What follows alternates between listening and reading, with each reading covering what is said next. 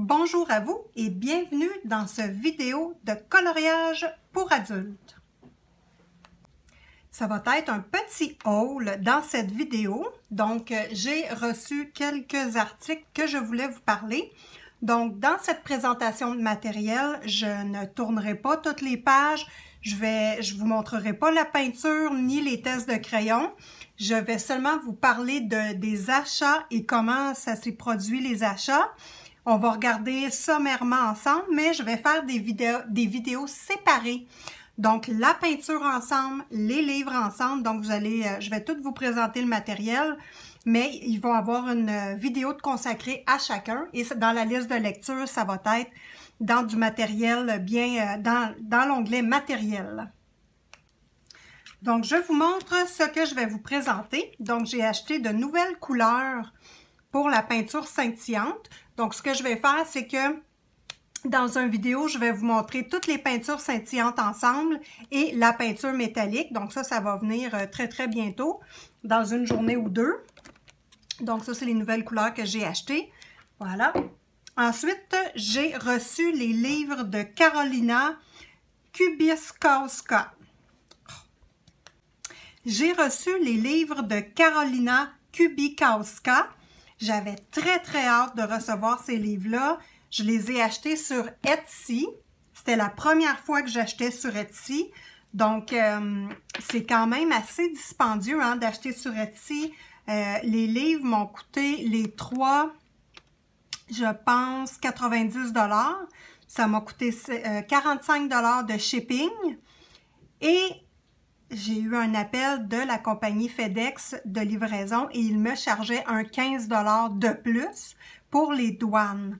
Donc, une petite astuce que je peux vous donner, si vous y pensez, c'est que quand la dame de FedEx m'a téléphoné, je lui ai dit tout simplement, ben c'est la première fois que j'achète sur Etsy, ce qui est tout à fait vrai, et j'ai dit mon shipping est extrêmement cher, c'était 45 $. J'ai dit, ça m'étonne qu'il y ait un 15 $ de frais de taxes. Finalement, la dame, elle m'a expliqué que le montant, comme le montant des livres était de 50 $, ben pas 50 $, ouais, c'est ça, ça a été écrit à 50 $ les livres. Elle dit, il faut payer les douanes sur le 50 $. Fait qu'elle dit, un instant, je vais aller vérifier un petit quelque chose. Elle a changé quelques petites choses dans la programmation et ça m'a coûté dans le fond, 4 $. On va arrondir à 4 $. Donc, j'ai trouvé la dame bien gentille. Donc, si vous voulez essayer de dire ça, parce qu'honnêtement, sur Etsy, moi, je suis découragée du prix des livres. Mais c'est surtout le shipping qui coûte un prix épouvantable. Donc, j'avais le choix entre du Clara Markova et du Karolina Kubikowska. J'ai choisi elle parce que je trouve que les images, l'ambiance me représente plus. Donc, peut-être qu'éventuellement, je passerai à l'autre. Mais pour tout de suite, c'était vraiment elle qui m'intéressait. Donc, j'ai le dernier. Je les ai commandés les trois ensemble. Le Magic Hour, Imaginary Friends et Ticket to Dreams. Donc, ce sont des livres à couverture molle. Et le papier est comme cartonné. Donc, on voit ici. Donc, restez abonnés à la chaîne. Je vais vous faire une présentation complète de ces trois livres-là. Ensuite, un peu avant les fêtes, j'ai trouvé dans un magasin près de chez moi les Faber-Castell Black Edition 24 unités. Donc, j'étais très contente de les avoir trouvés parce que ça faisait longtemps que je voulais les avoir. Je les ai testés de long en large, de plusieurs façons. Donc, ça va être facile pour moi de vous en parler. Ensuite, j'ai voulu aussi essayer les Amazon Basics 72 unités. Donc, je les ai également essayés dans des tutoriels et j'ai hâte de vous les présenter plus en profondeur. Et les deux gammes de crayons, je vais faire le nuancier avec vous. Ensuite, j'ai trouvé également les crayons Drawing. Je ne les ai pas ouverts encore, je ne les ai pas testés. On va pouvoir faire le nuancier ensemble et les découvrir ensemble. On va regarder les Amazon Basics. Juste tasser la tête là. Okay. Donc, les Amazon Basics, ce sont des crayons qui sont relativement peu dispendieux. 35 $ canadiens pour 72 crayons. Ils se présentent comme ceci. Donc, ils ont une belle apparence, une mine quand même assez grosse. Voilà, quand même une bonne mine. On voit ici le diamètre.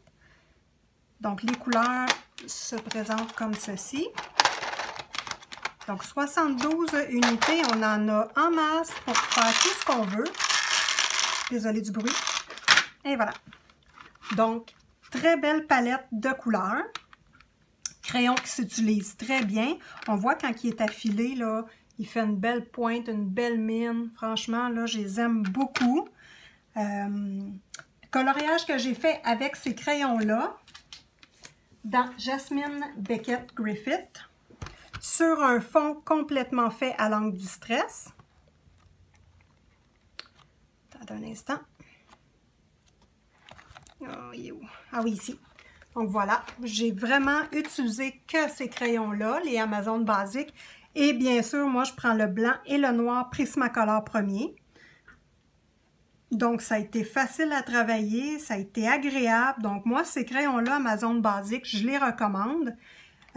Continuez à regarder mes vidéos, suivez-moi, mettez une petite cloche de notification. On va faire bientôt le nuancier ensemble. Je vous présente maintenant les Faber-Castell Black Edition. Je vous dirais qu'après les avoir essayés dans plusieurs coloriages, ils me font beaucoup penser au Gold Faber de Faber-Castell. Donc, pour celles qui ont cette catégorie de crayons-là, ils sont aussi agréables que les Gold Faber. Ce sont des crayons triangulaires. Donc, c'est dans un type de déguisoir comme ceci. Vous savez qu'il y a un petit tiroir qu'on tire et on rentre le crayon. C'est un petit peu difficile à affiler. C'est un petit peu difficile à affiler comme c'est triangulaire. Ça se fait, là, mais il faut forcer un peu. Donc, très beau crayon. Ça, c'est celui que j'ai utilisé le plus. La mine ne s'écrase pas. On voit là que j'ai fait 2 coloriages avec. Je l'ai affilé quand même. Donc, c'est ça. Très, très, très belle pigmentation. Je ne l'ai pas essayé sur du noir encore. On va le faire ensemble en nuancier. Coloriage que j'ai réalisé avec ces crayons-là. Encore par-dessus l'encre Memento, l'encre Distress. Crayon de... Dans le fond, les crayons Crayola utilisés en encre Distress. J'ai fait ce coloriage-là. Ça s'appliquait super bien. Vraiment, je les aime beaucoup et je recommande. Et si j'avais à choisir, c'est sûr qu'entre les deux, hein, on a 24 unités ici, puis les Amazon, on a 72. Mais ceux-là sont beaucoup plus pigmentés. Donc, j'ai une préférence pour eux autres. Et j'ai vu sur... Internet à quelque part, je me rappelle pas où, là, mais ça existait en 50 unités. Donc, aussitôt que je peux mettre la main sur le 50 unités de couleur, clairement, je vais les acheter parce que ce sont des crayons que j'aime beaucoup. J'ai reçu également un pencil case, une étui à crayon, et je voulais vous la présenter. Donc, elle est dans cette couleur-là. Je ne l'ai pas déballée encore. Je ne l'ai pas utilisée. Je veux mettre mes Prismacolor premiers dans celle-là parce que c'est la couverture que je trouve la plus jolie. Donc, je vais vous présenter dans une prochaine vidéo toutes mes étuis à crayon avec mes commentaires et la sélection, mon top 3, si vous voulez, là, de mes étuis à crayon.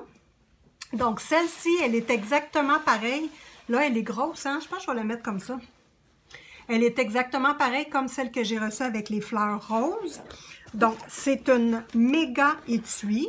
Ça fait déjà quelques mois que je les utilise. C'est des étuis qui rentrent 304 crayons dedans. C'est du lourd, mes amis. C'est du lourd. Moi, j'aime ça avoir plusieurs gammes de crayons dans une étui.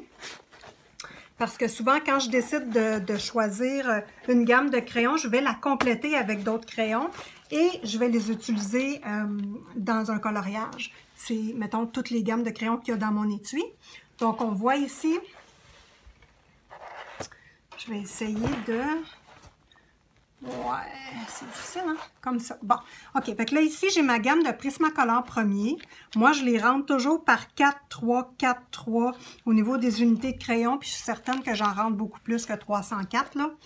Donc, on voit ici, ce sont mes Prismacolor premiers. Ensuite, j'ai mes Polychromos de Faber-Castell qui rentrent au complet dans l'étui. J'ai les deux gammes complètes. Donc ça, ce sont mes gammes de crayons artistes. C'est ceux-là que j'ai qui coûtent le plus cher, on va dire. Ensuite, j'ai les, comment ils s'appellent les autres? Les styles nouveaux, les Giotto style nouveau. Novo, hein? Giotto style nouveau. Ça, c'est des crayons adorables, adorables, adorables. J'ai la gamme de 50. Je les adore. C'est pour ça que je les ai mis avec ma gamme de crayons préférée, on va dire.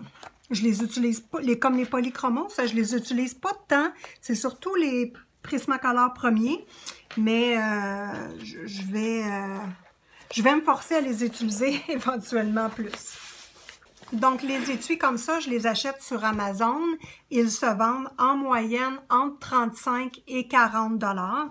C'est le prix de ces étuis-là. Vous avez juste à chercher 304 pencil case. OK, pourquoi les Polychromos, je les utilise moins? C'est parce que je fais du mix média. Beaucoup, et je trouve que les Prismacolor premiers, étant donné que c'est des crayons à la cire, ils collent plus, ils adhèrent plus sur les surfaces, peu importe les médiums que j'utilise. Donc, c'est pour ça que les Prismacolor premiers, pour moi, c'est ça que j'utilise le plus.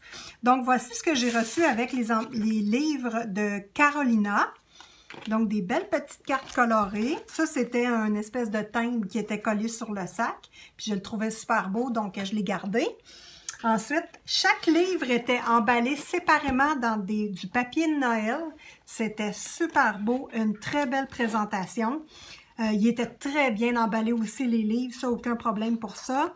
Carolina, elle signe tous ses livres qu'elle vend. Donc, pourquoi que c'est impossible de trouver ces livres-là ailleurs? Moi, j'ai appelé dans ma région toutes les biblairies, les magasins où ils vendent des livres pour tenter d'avoir ces livres-là et les Clara Markova. Donc, les illustrateurs qui vendent leurs livres sur Etsy, c'est parce qu'ils n'ont pas de compagnie de distribution. Ils font la vente de leurs livres eux-mêmes. Donc, c'est impossible à commander ces livres-là en magasin et c'est pour ça que ça coûte si cher de livraison. Ces livres-là, dans le fond, viennent de Pologne. Karolina Kubiskowska, elle est polonaise.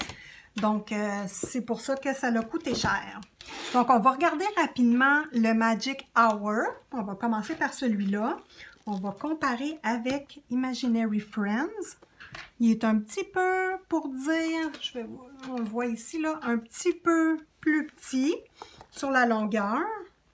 Même chose sur la largeur. Voilà, donc une couverture semi-rigide, on va dire, elle est cartonnée. Donc, les pages, bon, est-ce que c'est blanc, blanc, blanc? On va regarder. C'est un petit beige, on dirait bien, un petit beige. Ça, c'est-tu blanc, blanc, blanc? C'est ça, on dirait un petit beige. Donc, c'est un univers magique bien particulier. Carolina, elle a vraiment un style particulier et on la voit pas tant que ça sur Instagram, mais on commence à la voir un petit peu. Donc, c'est intéressant. On va avoir des ouvrages de référence pour nous aider si on manque d'imagination pour les couleurs de notre coloriage ou comment le faire. Donc, on voit là, c'est vraiment très épais comme carton. Le Magic Hour, seulement un coloriage par page. Je ne sais pas combien qu'il y a de coloriage par contre. Et voilà. Donc, c'est un petit regard rapide. C'est un univers très particulier. Je trouve un peu triste, un peu glauque. Moi, j'adore ça, là. Je trouve ça vraiment super. Tu vois, les visages, c'est pas tous des visages souriants, tous de bonne humeur. Tu sais, on peut faire des coloriages fantaisistes. On peut les faire joyeux aussi, mais on peut aller accentuer vers le dark side et moi, c'est ce que j'aime beaucoup. Donc, celui-ci pour le Magic Hour. Donc, il n'est vraiment pas noté comment il y a de pages. Je vais essayer de voir ici.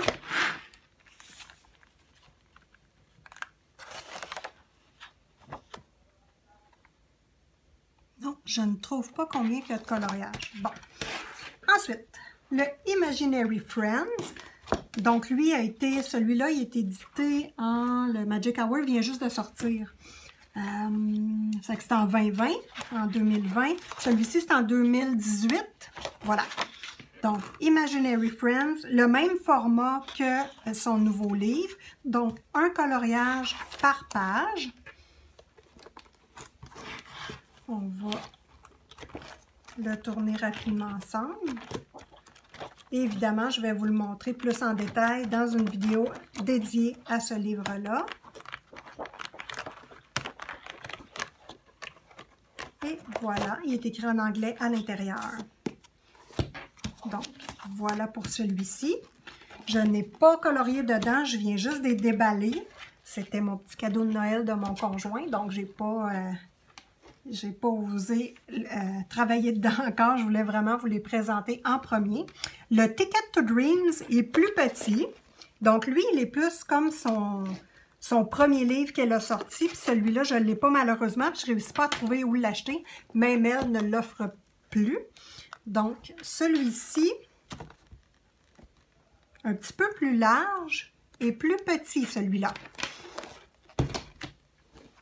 Donc, même page de couverture, un petit peu cartonné, même couleur de papier et même carton. Par contre, celui-ci, c'est un coloriage, il y a 2 coloriages par page, donc on va éviter les feutres à alcool. Voilà, on va faire des tests pour l'aquarelle, mais je pense que ça supporte bien l'aquarelle, c'est cartonné. Donc, voilà. Écriture en anglais. Très belle. Toujours la même ambiance un peu particulière qu'on ne retrouve pas chez d'autres illustrateurs. C'est vraiment un petit peu, ça me fait penser à du Jasmine Beckett Griffith. Un univers très particulier, mais pas redondant. Donc, on ne retrouvera pas toujours les mêmes fleurs, les mêmes feuilles. C'est vraiment particulier comme univers. Et moi, j'aime l'originalité, j'aime ce qui se démarque. Donc, évidemment, j'ai été attirée par cette illustratrice-là. Et une chose que j'aime beaucoup, un petit peu comme le Cute and Creepy de Camilla D'Errico, c'est des coloriages où on a de la place pour laisser exprimer nos idées. On est capable de faire des beaux fonds. C'est pas chargé de plein de petits détails. Donc, techniquement, ça ne doit pas être des coloriages très longs selon les techniques qu'on utilise. Mais vous voyez, là, on a de la place pour faire des beaux fonds, des beaux ciels. Tu sais, ici, là, on a comme... C'est pas chargé de minuscules détails. Puis j'aime ça, tout le griffonnage, là, avec ses crayons. C'est tout griffonné. J'adore ça. Et ça me fait penser vraiment au Cute and Creepy, que c'est mon livre préféré de Camilla D'Errico. Si on regarde la différence, dans ce livre-là, c'est un peu la même chose, hein. Il y a plein de petits coups de crayon partout. On dirait que c'est pas des dessins qui sont finis. On dirait que c'est des ébauches, là. Vous voyez, tous les coups de crayon, c'est vraiment... Moi, j'apprécie ça beaucoup. Je trouve que... Je sais pas, ça fait différent. Vous voyez ici, on dirait que c'est comme son ébauche de crayon, là. Il est tout crayonné rapidement, puis on a de l'espace. Donc, dans le fond, Carolina me fait penser à Camilla. Voilà, donc là, on va tourner les pages rapidement ensemble. Et ça va mettre fin à ce haul. Donc, n'oubliez pas, hein, pour la présentation de tout le matériel que je vous ai présenté dans cette vidéo, je vais faire des vidéos pour chaque section, comme les crayons, la peinture ensemble. On va tout vous dévorer ça ensemble. Mais je ne voulais pas que la vidéo haul soit trop longue. Moi, des vidéos de 1 heure, 1 heure et demie, là, c'est peut-être pas... ce que je priorise pour l'instant. Je suis nouvelle sur YouTube, donc je vais m'habituer. Laissez-moi des commentaires s'il y a des choses que je devrais améliorer. Ça va me faire plaisir de vous lire. et de modifier mes présentations pour que ce soit attrayant pour vous. Évidemment, je fais ces vidéos-là pour vous. Donc, s'il y a des choses que vous aimeriez savoir, voir plus, ben laissez-moi des petits commentaires, ça va me faire plaisir. Abonnez-vous à la chaîne, j'ai plein d'idées, des coloriages originaux. Je travaille avec du matériel peu dispendieux. Je maximise vraiment notre matériel pour l'utiliser de différentes façons. Donc, activez vos notifications, mettez un petit pouce et sur ce, je vous reviens avec un nouveau vidéo.